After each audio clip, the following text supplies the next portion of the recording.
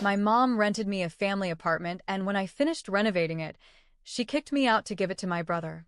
To give you some context, I was always the practical one in the family. I graduated, started working at a company, and slowly advanced in my career. My brother, on the other hand, was always the risk taker, the one who chased his dreams, the one who would have his own company and become a millionaire. That's my brother. All my effort and dedication paid off when I landed a great job.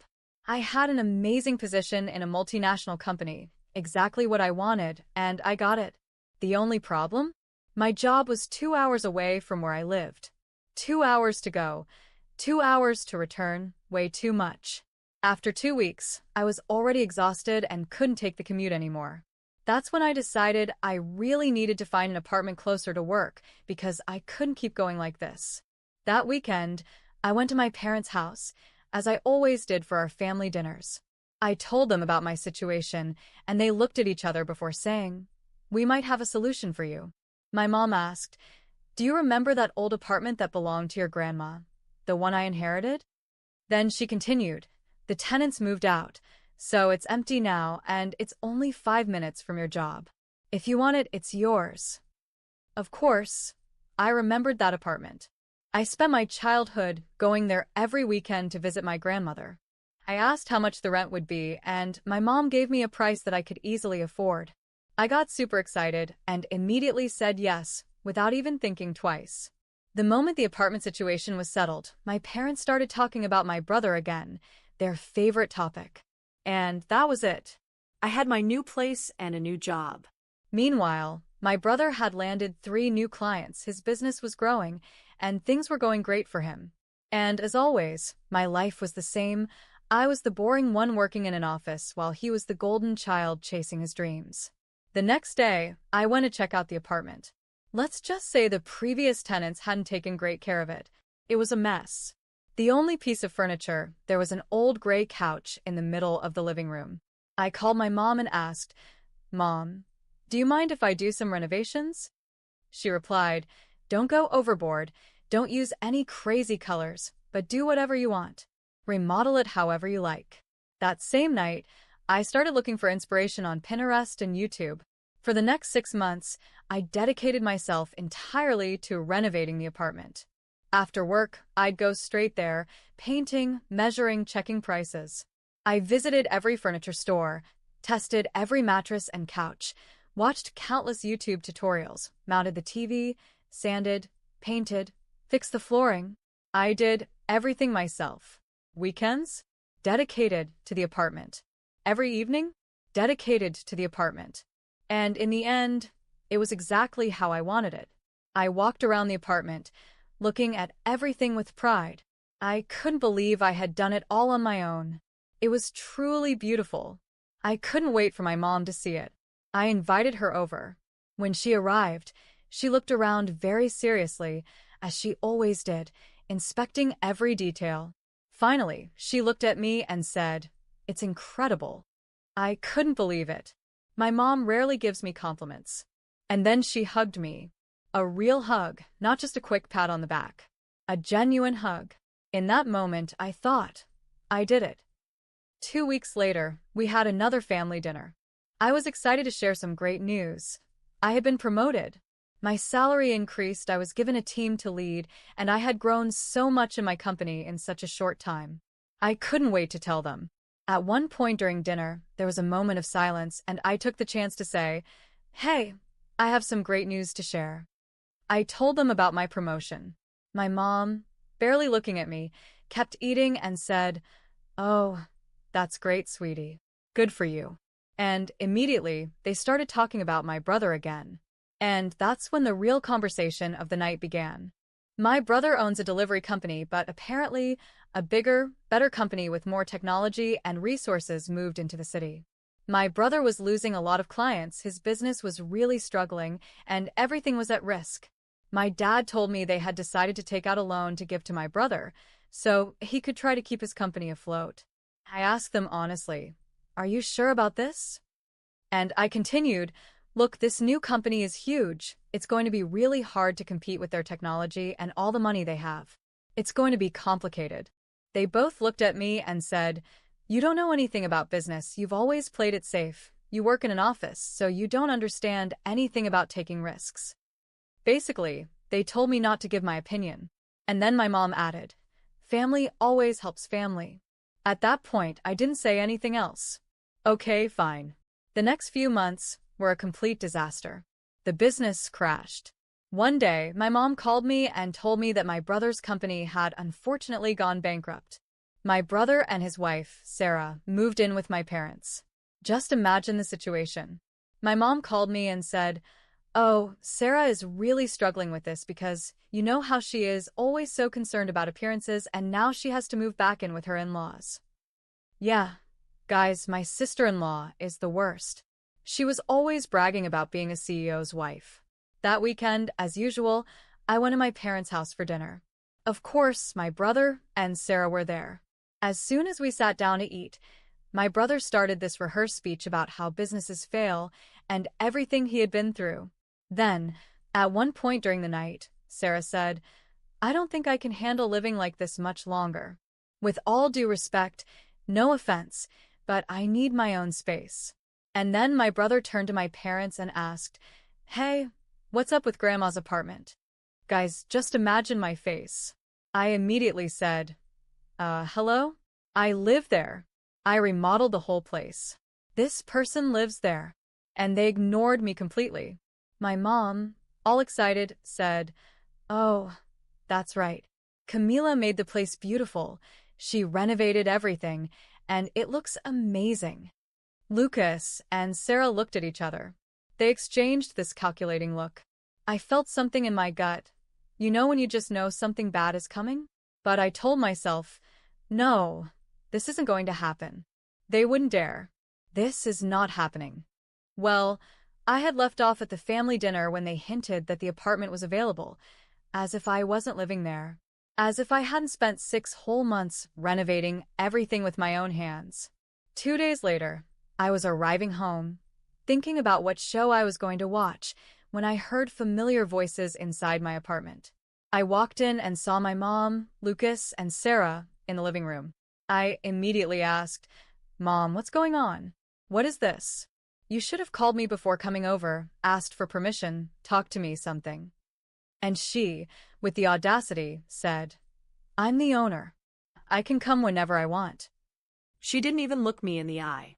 To give you an idea, Sarah was walking around the apartment, touching the curtains, checking every little detail, observing absolutely everything. She went into my bedroom, the bathroom, the kitchen, literally inspected the entire apartment as if she were considering buying it or something. At the end, she sat down on the couch, smiled with that smug cat-like grin, and said, "This place is perfect. We can move in next week." I was like, "What?" Obviously, I immediately responded, "Excuse me? I live here. I renovated this place. This is my home. What are you even talking about?" And then my mom cut in and said, "Excuse me, but I'm the owner. I decide who lives here." I was stunned. Are you serious? What about all the work I did? All the effort? I painted the walls, remodeled everything, fixed the floors, bought all the furniture. I did all of this with my own sweat and hard work. And then that woman, my own mother, said, "Well, since you renovated it, now it's worth 3 times more than before. So, if you can't pay triple the rent, you have 1 week to leave." Guys, obviously, I knew there was no way I could afford triple the rent. Imagine paying for 3 apartments at once. That was impossible. And my coward of a brother? He said nothing. My mom, still not even looking at me, just said, "You have 1 week." And they left. I was just standing there in the middle of my home, not knowing what to do. I could have cried all night, but instead, I immediately started looking for a new apartment. Right away, I was searching. By the middle of the night, I had already found the perfect place. The next morning, I called my job and told them I couldn't come in for the first time in 3 years. By 9 a.m., I was already at the new apartment I had found overnight. By 10 a.m., I had signed the contract and paid the deposit. After that, I called a moving company and asked if they could move me that same day. Of course, I had to pay extra for the urgency, but I didn't care. When the moving company arrived, I was standing in the middle of my living room, directing everything. That's mine. That's mine. That's coming with me. That too. Take everything. Even the custom-built wardrobe I had installed, I took everything. I was orchestrating the whole thing like a conductor. That's mine. That's mine. Load it up. Let's go. Into the truck, into the truck, into the truck. By the time I left, the apartment looked exactly like it did when I first moved in. All that was left was that hideous old couch in the middle of the room, just like when I arrived. Completely empty. Every single thing I bought, I took it with me. I put the keys in an envelope, passed by my parents' house, slipped them under the door, and went to my new home. The next morning, all hell broke loose. At 7 a.m., my phone started blowing up with calls. My mom, Sarah, Lucas, all of them. I calmly made myself a cup of coffee, ignored all the calls, and only after finishing my coffee I decided, okay, let's see what she wants. I answer my mom's call, and the first thing she said was, "How could you do this? What makes you think you had the right to empty the apartment? How dare you?" And I simply said, "Listen to me. I had every right because I bought every single one of those things. I have all the receipts. If you want, I can send them to you, no problem." My mom completely lost it. She called me things I literally can't repeat in this video. I won't even say them. Lucas and Sarah started bombarding me with messages. It was insane. But me? I stayed calm. I ignored them all and focused on settling into my new home. I made it beautiful, of course. I unpacked, organized, decorated everything. We didn't talk for about a month. And I won't lie, I did think about them sometimes. Of course, I wondered. How are they doing? Does my mom still make lasagna every Sunday? Did they ever get furniture for the apartment? What's going on with the company? I did think about those things. And honestly, nostalgia hit me sometimes. But every time it did, I forced myself to let it go. Exactly 1 month later, my mom called me. I almost didn't pick up, but a tiny part of me still had a little hope, so I answered. And the very first thing she said? Straight to the point. "I didn't receive your rent payment this month."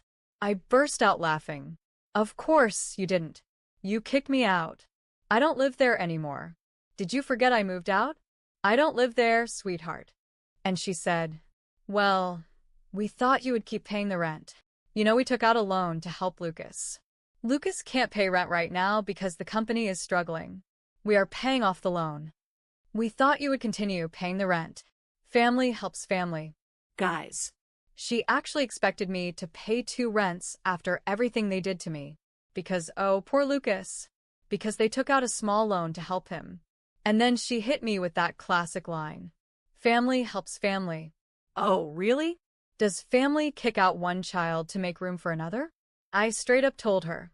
So, you're throwing the family helps family line now, when you are the ones who need help.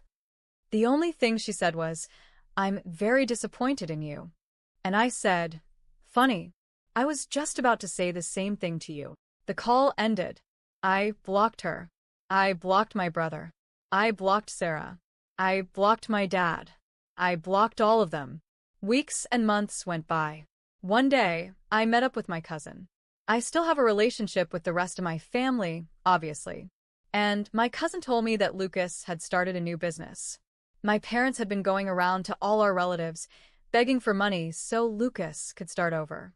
And every single relative said no. Then, my cousin told me they were now thinking about taking out another loan to fund Lucas' new idea. She looked at me and asked, "So, what do you think?" I stayed quiet for a moment. Then I just said, "A few months ago, I would have been really worried about this. It would have really affected me. But now, Not my circus, not my monkeys." Since I left that house, my life took a turn that even I hadn't expected. Not only was I fully settled in my new apartment, but professionally, I kept climbing higher than ever. After some time at the company, I got promoted again. My salary skyrocketed, and now I wasn't just leading a team, I was handling high-level projects that really mattered. And that's when I started seeing everything from a different perspective. At first, all I wanted was to get away from my family, forget about them, and move on. But over time, I realized their situation could actually be very convenient for me. It's not that I wanted to reconnect with them, but something inside me wouldn't let this go completely. I don't know if it was anger, the need for revenge, or just the feeling that this wasn't over yet. Grandma's apartment. Since I was little, that place had meant something to me. It wasn't just a property. It was a part of my childhood, my memories. And no matter how easily they had thrown me out, that place still felt like it belonged to me. I should be the one to have it. And now, with money and the perfect opportunity, I could finally make that happen. Because, of course, my parents were desperate. Lucas had failed again with his so-called new business. My cousin told me he tried to start some kind of online venture, one of those ridiculous get-rich-quick ideas that were obviously doomed from the start. My parents, broke, went knocking on every relative's door, begging for financial help. But no one wanted to deal with Lucas disasters anymore. And that's when I saw my opportunity. All I had to do was wait for the perfect moment. It didn't take long before my phone rang. It was my mother. Since I had blocked her, we hadn't spoken. But this time, she was calling from an unknown number. I answered without saying my name, waiting for her to speak first. Sweetheart, her voice sounded hesitant. I let out a low chuckle. Sweetheart? That's funny. I thought you had gotten rid of me. She sighed. Look, I know things ended badly, but I wanted to talk to you. I didn't say a word. She kept going. Lucas, he's struggling. His business isn't doing well.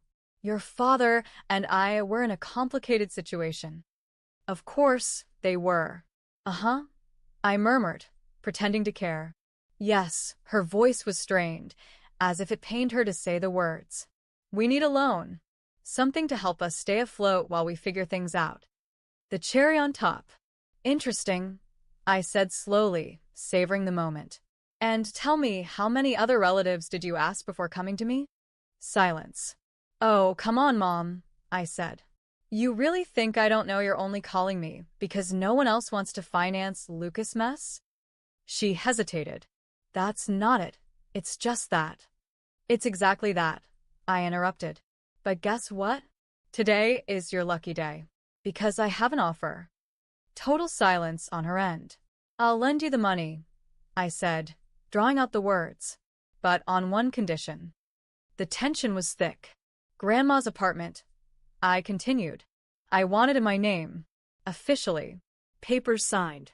Fully transferred to me. But my mother started, but I cut her off immediately. No buts, I snapped. Take it or leave it. Another long pause. If you're so sure Lucas will turn things around, then you have nothing to worry about, right? I said with a smirk in my voice. If he succeeds, you pay me back and I return the property. Simple. But if he fails again, well, then I keep what should have been mine all along. I waited. I could hear her breathing, heavy and uneven. I knew she was choking on her own pride, struggling with the humiliation of having to agree to my terms. I'll talk to your father, she finally said. Perfect, I replied. But decide quickly. This is a one-time offer. And I hung up. Now all I had to do was wait. Knowing my parents, they would go back and forth, debating it. But in the end, they would do what they always did. Choose Lucas. And Lucas would never be able to pay off that debt. Grandma's apartment would be mine. And this was only the beginning. Negotiating with my own family was a twisted psychological game, but in the end, as expected, they gave in. A few days after that call, my father invited me to a formal meeting at their house. As if this were a legitimate business transaction and not an act of sheer desperation. When I arrived, I saw my mother holding the apartment transfer papers. Her expression was bitter, like she was forcefully swallowing her pride. My father, sitting next to her, looked like a defeated man. And Lucas didn't even have the decency to look me in the eye.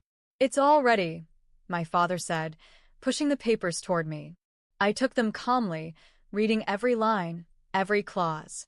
The lawyer I hired had already checked everything and assured me there were no hidden tricks.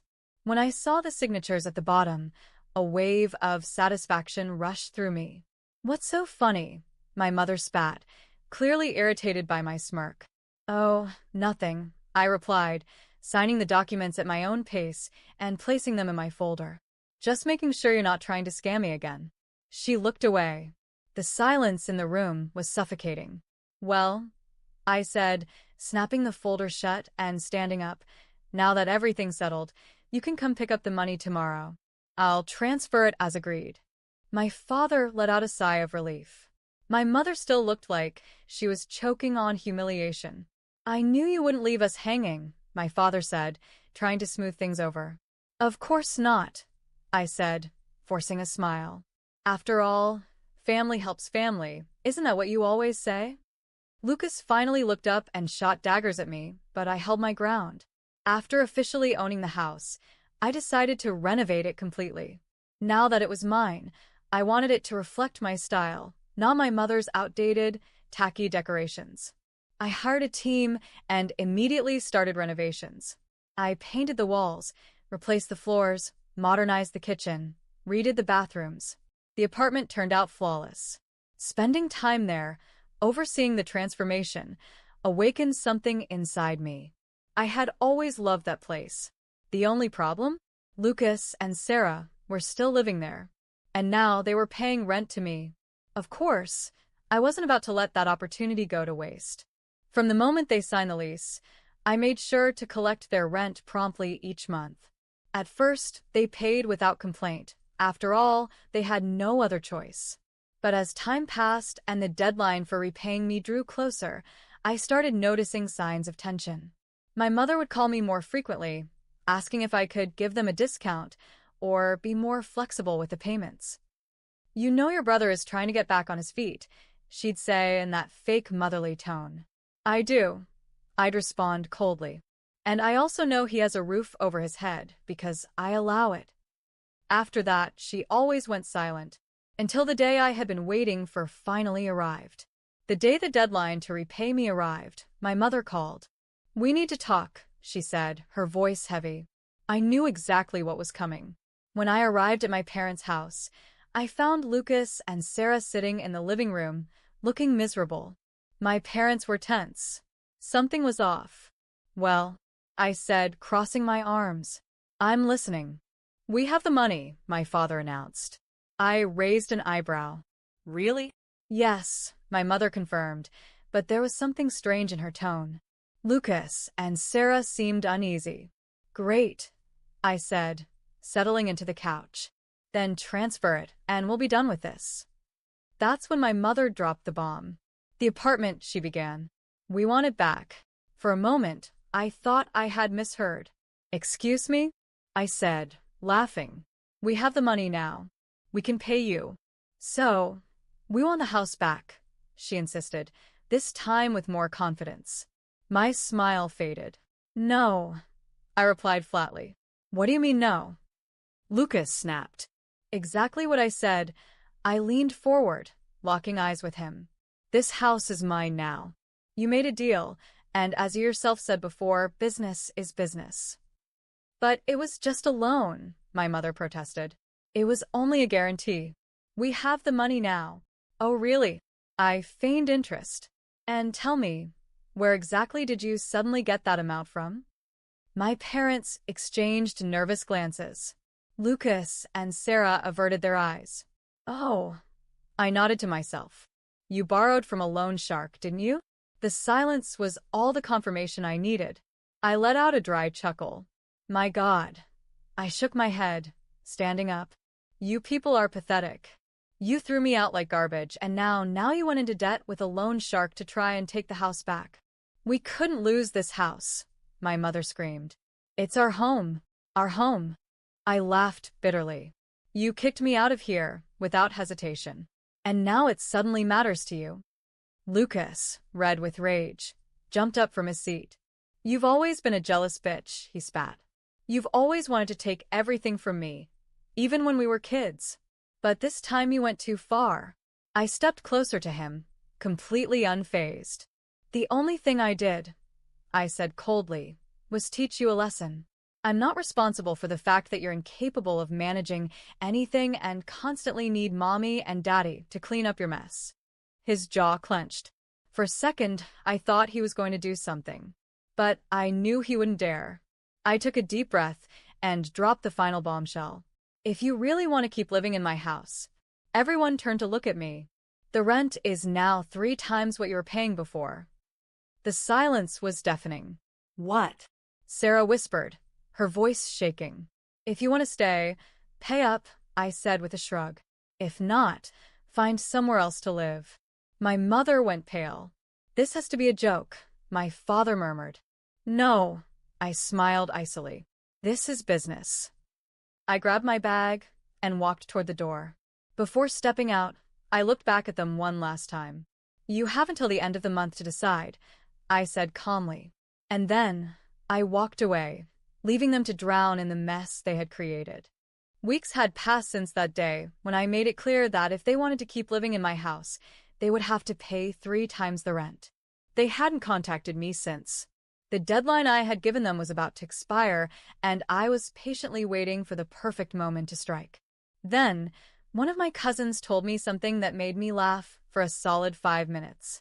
They never borrowed money from a loan shark. All that dramatic tension, the desperate expressions, the whole act, it was all a lie. They had made up that pathetic story to guilt-trip me into giving the house back. The audacity. After everything they had done to me, they still thought I would fall for their little manipulation game?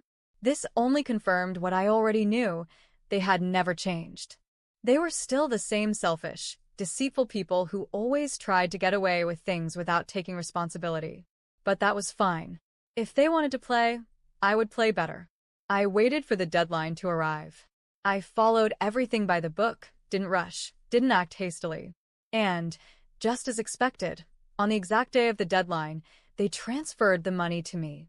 Of course, it was the money they owed me. I had no legal or moral obligation to give them the house back just because they finally paid what they were supposed to. And then, exactly 1 day after the deadline passed, I put my plan into action. I waited until they left the house. Lucas and Sarah always visited my parents on the weekends. As soon as they were gone, I made a few calls. Some friends were already on standby, ready to help me, and together, we emptied the house. We left nothing. Clothes, furniture, personal belongings, everything was packed up and moved carefully. I left it all stacked in my parents' garage. If they wanted their stuff, they could go pick it up there. When I stood in the empty house, looking around, I felt an overwhelming sense of satisfaction. It was mine. For the first time, truly mine. Revenge had never felt more like justice. Lucas and Sarah found out hours later. The chaos that followed was immediate. My phone exploded with calls. My mother, my father, Lucas, even Sarah, everyone was calling me like some terrible tragedy had struck. I didn't answer. I already knew what they were going to say, and I didn't care. Then, soon enough, they showed up at my door, furious. Lucas was screaming like a madman. Sarah was sobbing like she had lost everything in life, and my parents looked at me like I was some kind of monster. How could you do this? Lucas roared. This is our house, my mother whined. You crossed the line, my father attempted to say with authority. I calmly opened the door, met their eyes, and with a most serene voice, I said, "The house is mine." For a second, they were completely speechless. You're a monster, Lucas shouted, his face turning red with rage. I raised my hand.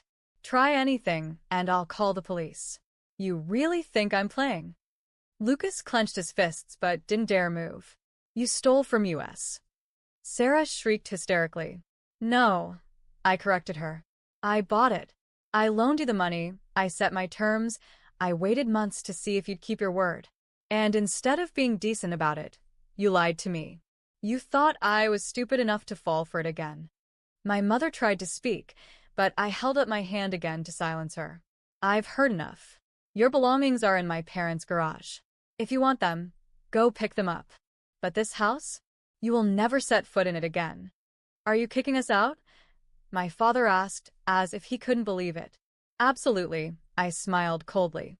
They exchanged glances, as if searching for some last-minute miracle. Lucas looked like he was about to explode, his face red and his hands trembling. But I wasn't afraid of them. They had no power over me anymore. I took a deep breath and delivered my final blow.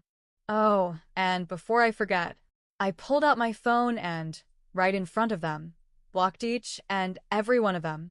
First my mother, then my father, Lucas. Sarah. Every single one of them, erased from my life. There, I said, slipping my phone back into my pocket. Now, if you'll excuse me. And I slammed the door in their faces. They screamed outside for a while. Lucas pounded on the door, cursing, but I didn't care. I turned on the TV, sat down on my couch, and enjoyed the peace of my home. Would they try to sue me one day? Maybe. But they couldn't do anything. The paperwork was signed.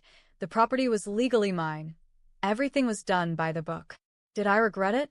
Not for a single second. Time passed, and just as I had predicted, Lucas and my parents tried to take me to court.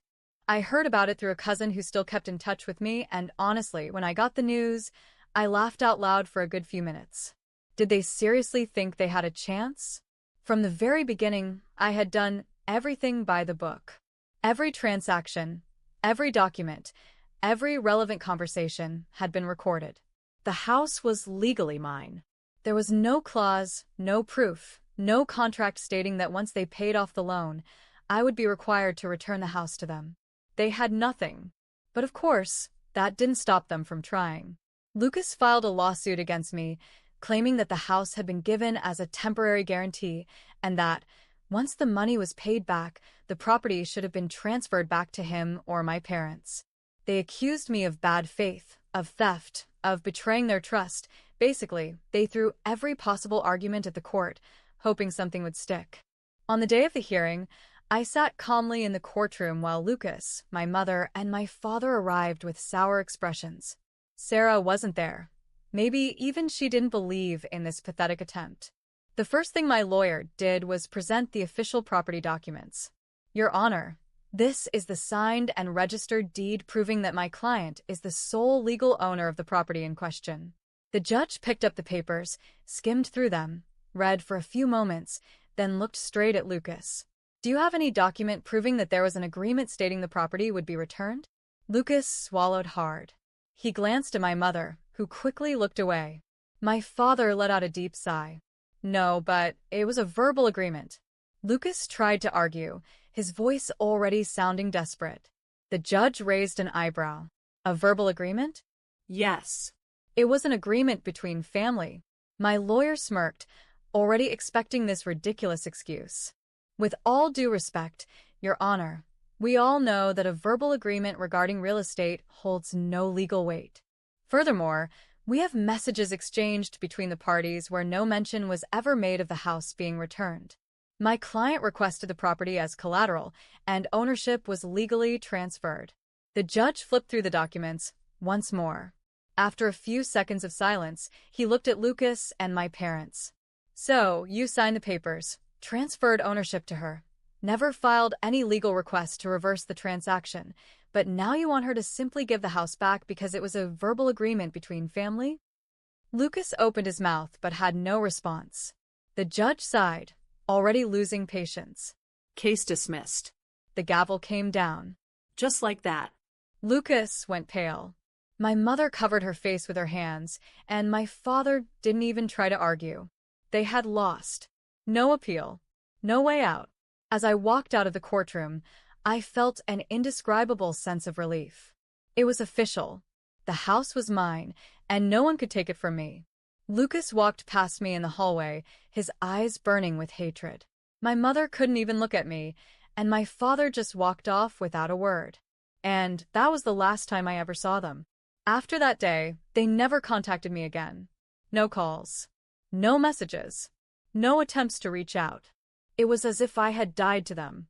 And honestly, I had never felt better. At first, I'd catch myself thinking about them occasionally. Not out of sadness, but curiosity. How were they dealing with everything? Had Lucas finally managed to recover from yet another failure? Had my parents finally realized they had spent their whole lives betting on the wrong horse? But soon, I realized that none of it mattered. Because, in the end, I was the only one who actually won. Let's break it down. Lucas, the business genius, the great entrepreneur, the golden child who took risks and chased his dreams, was broke, still relying on mommy and daddy to survive. His revolutionary business ideas? All failures. His brilliant entrepreneurial vision? Completely worthless. And me? The rejected daughter. The boring office worker. The one who was never acknowledged, never encouraged, never valued. I now had a house under my name that generated extra income. I had financial stability, a good job, and I never had to beg anyone for anything again. At the end of the day, who was the real entrepreneur? The answer was obvious. My success didn't come from delusions. It didn't come from big dreams. It came from my intelligence, my hard work, and my ability to recognize real opportunities. Lucas? He only knew how to waste money and blame others. And my parents? Well, now they had to face reality. They had spent their whole lives worshiping a spoiled, incompetent, and failed son while treating their daughter like she was insignificant. Yet, in the end, I was the only one who actually built something for myself. And you know the funniest part? If they had treated me with even a shred of respect, if they hadn't kicked me out of that house years ago, maybe I would have actually helped Lucas for real. But they made their choice. And now they had to live with it. So I moved on with my life. With no regrets. Without ever looking back.